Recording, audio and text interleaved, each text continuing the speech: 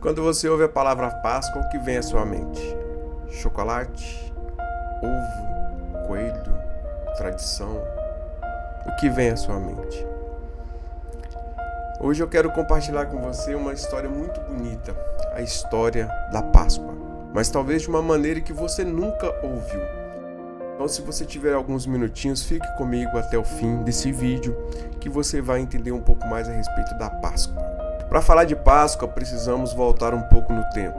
Sim, alguns poucos milhares de anos. Pois ali, quando o povo de Israel era escravo no Egito, cerca de 1500 anos antes de Cristo, Deus levantou um homem chamado Moisés. Sim, aquele mesmo Moisés que você já ouviu sobre a abertura do Mar Vermelho. Mas antes de Moisés, eu preciso voltar ainda um pouco mais na história. Deus chamou um homem chamado Abrão, na terra de Ur dos Caldeus, no local onde seria a Mesopotâmia. E Deus fez uma promessa para este homem, que a sua descendência daria uma terra e ele seria uma grande nação, e por causa dessa promessa, e aqueles que fossem da descendência de Abraão seriam abençoados, benditas todas as famílias da terra. E esse povo que Deus chamou, os hebreus que vieram a ser, eles se encontravam naquela região e ocuparam a terra de Canaã. Mas a promessa de Deus para esse homem Abraão também previa um tempo onde a sua descendência seria escrava no Egito. E esse relato a gente pode acompanhar no livro de Gênesis, Deus fazendo essa promessa para Abraão. E quando o neto de Abraão, Jacó, desceu com os hebreus que ali estavam com ele em Canaã para o Egito, cerca de 70 pessoas, que lá já se encontravam o José, governador do Egito. Talvez você já ouviu falar sobre ele. Esse povo se multiplicou de grande forma, ficaram poderosos, numerosos, e um novo faraó, que não se lembrava de José e não conhecia esse povo, começou a escravizá-los. Pois bem, o tempo passou e esse povo que foi escravizado por cerca de 400 anos, agora clama ao Deus dos seus antepassados, ao Deus de Abraão, ao Deus de Isaac e ao Deus de Jacó. Nesse clamor, a Bíblia nos relata que Deus ouviu o clamor dos filhos de Israel. Ainda eles não eram um povo, ainda não era uma nação, e havia uma promessa sobre eles, que eles seriam um grande povo e ocupariam uma terra. A Bíblia nos relata ainda que Deus chama esse homem chamado Moisés, hebreu de nascimento, criado pela filha de Faraó, acostumado com a cultura egípcia. Mas um dia ele saiu e viu um egípcio maltratando um hebreu. E Moisés toma as dores e mata o egípcio. Moisés foge para o deserto. E no deserto algo extraordinário acontece. Ele tem um encontro com Deus dos seus antepassados. No lugar seco, uma sarça, uma árvore queimava, mas não se consumia. E ali Moisés se encontra com o Deus de Abraão, de Isaac e de Jacó. Esse encontro maravilhoso vem como ordenança para que Moisés voltasse para o Egito e libertasse o povo da escravidão. A pergunta de Moisés: como vão me ouvir? Como vão crer? Como o Faraó fará isso, Deus? A resposta de Deus para Moisés foi: eu sou o que eu sou, e vá, que Faraó vai ter um coração endurecido, mas no momento certo vai acontecer. Quando Moisés retorna então para o Egito, acontece, por meio de Deus, 9 pragas. Mas ainda assim o coração de Faraó estava endurecido.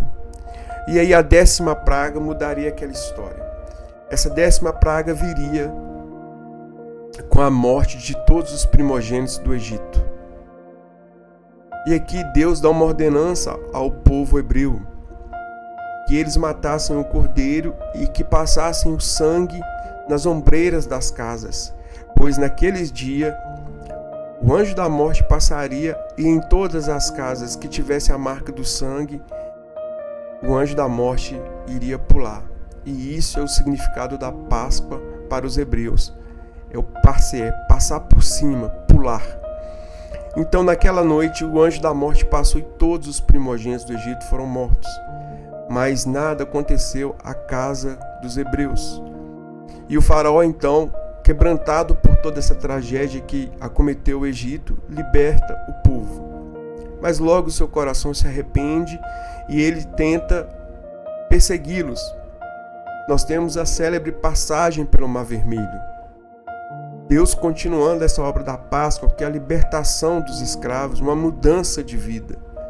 E esse povo atravessa o mar de pés enxutos e todos os exércitos do faraó sucumbem dentro do Mar Vermelho. Chegamos então ao outro lado do mar, mas toda aquela geração murmurou contra Deus e acabou perecendo no deserto. E os seus filhos foram possuir a terra de Canaã, da qual Deus prometeu a Abraão.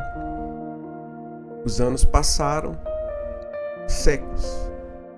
1500 anos depois, aproximadamente, nós temos Jesus Cristo. E o que acontece nesses dias? Jesus, o cumprimento da promessa, o Messias prometido, aquele da qual Isaías falou, que ele tomaria sobre si todas as nossas dores e enfermidades, e o castigo que nos traz a paz estava sobre ele, e sobre as suas pisaduras nós seríamos sarados. Esse, também prometido que nasceria em Belém, esse nasceu em Belém e estava ali naqueles dias em Jerusalém para cumprir o propósito do qual Deus tinha antes da fundação do mundo. O nosso Jesus, o Jesus que foi cordeiro, pois nasceu imaculado, sem pecado, viveu uma vida sem pecado, e como ovelha muda, inocente, ele foi levado ao matadouro.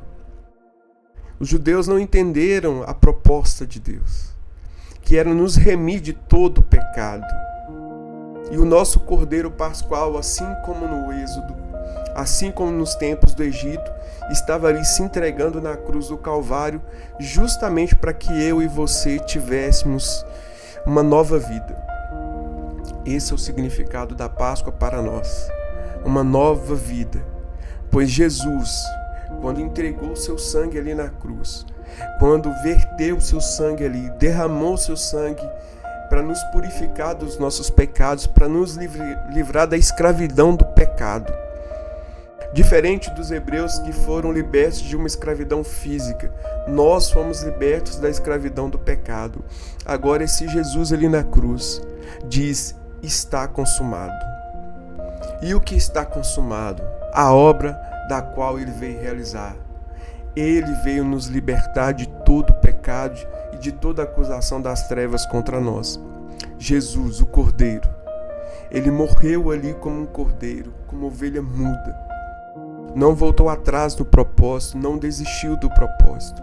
O Filho de Deus, aquele que não tinha pecado, se entregou por mim e por você para que todos aqueles que nele creiam recebam a vida eterna.